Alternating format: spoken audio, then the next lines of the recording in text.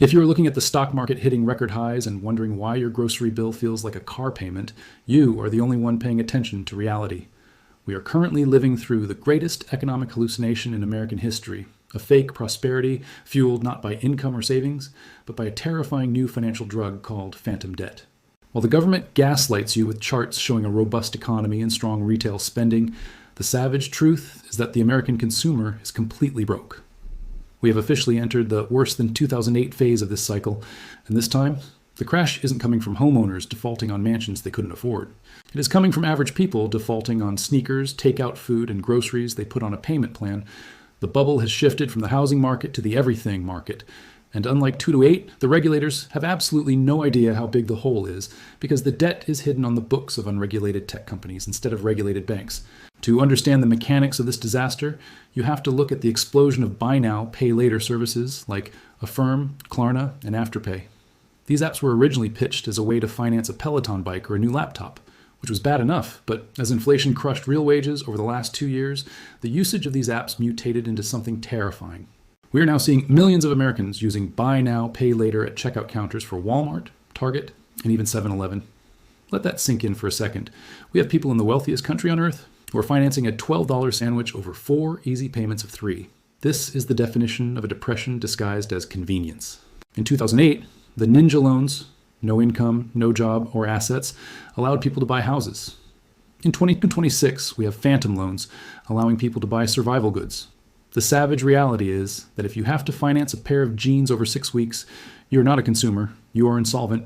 You are technically bankrupt, but the system hasn't recognized it yet because you are using debt to cover the interest on your other debt. It is a Ponzi scheme of personal finance, and the pay later part of the equation has finally arrived. The reason this is mathematically worse than 2008 is the shadow nature of this debt. When you apply for a mortgage or a credit card, that debt shows up on your credit report. The banks can see it, the Fed can see it, and the risk models can account for it. But phantom debt lives in the shadows. Most of these BNPL companies do not report to the major credit bureaus immediately. This means a consumer can max out their Visa card max out their MasterCard, and then go rack up $5,000 in debt across 5 different pay later apps. And to the banking system, they still look like a prime borrower. This is exactly what happened with the subprime mortgage bonds, but on a micro scale, multiplied by 100 million people. Lenders are flying blind. They're extending credit to people who are already drowning because the surveillance radar is broken. Estimates suggest there is over $50 billion of this hidden debt sitting on the backs of U.S. households right now, a number that doesn't show up in the Federal Reserve's official consumer credit reports. When the Fed says consumer debt levels are manageable, they are lying by omission. They aren't counting the ghost debt that is eating your paycheck before you even receive it. Now look at what happens when this bubble pops, which is exactly what we are witnessing right now in January 2026. The delinquency rates on these buy now, pay later loans are skyrocketing past 10%, which is double the delinquency rate of standard credit cards. Why is this happening? Because these loans are subprime toxic waste wrapped in a pretty app interface. The people using them are statistically the most vulnerable borrowers in the economy, the ones with no savings, low credit scores, and precarious jobs. As layoffs start to tick up this month, these are the first loans people stop paying. But here's the roast that nobody wants to hear. This entire industry is built on the stupidity and lack of impulse control of the modern consumer. These tech companies weaponized psychology to short-circuit your brain, its ability to feel the pain of paying. When you hand over cash, it hurts, you feel the loss. And when you click a button that says pay in 4, it feels like free money. It enabled a culture of fake richness, where people earning $40,000 a year are dressing and eating like they earn $100,000. This is the dopamine trap that has enslaved an entire generation. You have people walking around with the latest iPhone, wearing designer sneakers and drinking $7 lattes, looking successful on the outside, while their financial interior is rotting away. They have leveraged their future labor to pay for present-day pleasure. But the math always wins in the end. The brutal difference between this crisis and the auto loan crisis or the housing crisis is the collateral. The repo man can come to your driveway and take your car. The bank can foreclose on your house and kick you out. But nobody is coming to repossess the burrito you ate 3 weeks ago. Nobody is coming to take back the vacation you already went on. This means the recovery rate on this debt is 0. It is a total loss for the lenders. When you default on a mortgage, the bank gets the house. When you default on a Klarna payment for a pair of jeans that are already worn out, the lender gets nothing. This creates a massive solvency issue for the fintech sector. But more importantly, it signals the end of the consumer spending spree. The U.S. economy is 70% consumer spending. For the last few years, that spending was artificially propped up by this phantom debt. People weren't spending income, they were spending future poverty. Now that the credit limits are being slashed and the accounts are being frozen, spending is going to hit a brick wall. We are about to see a retail apocalypse. That makes the mall closures of 2020 look like a grand opening sale. When the average American can no longer swipe a digital app to fake their lifestyle, they stop buying everything, they retreat. And when consumption stops, the earnings of companies like Amazon, Apple, and Walmart collapse. This spirals into the stock market, which leads to corporate cost cutting, which leads to more layoffs. It is the same feedback loop as 2008, but faster, digital, and impossible to bail out because you cannot bail out millions of $50 loans scattered across a dozen different apps. The phantom is becoming real, and it is coming to haunt the economy with a vengeance.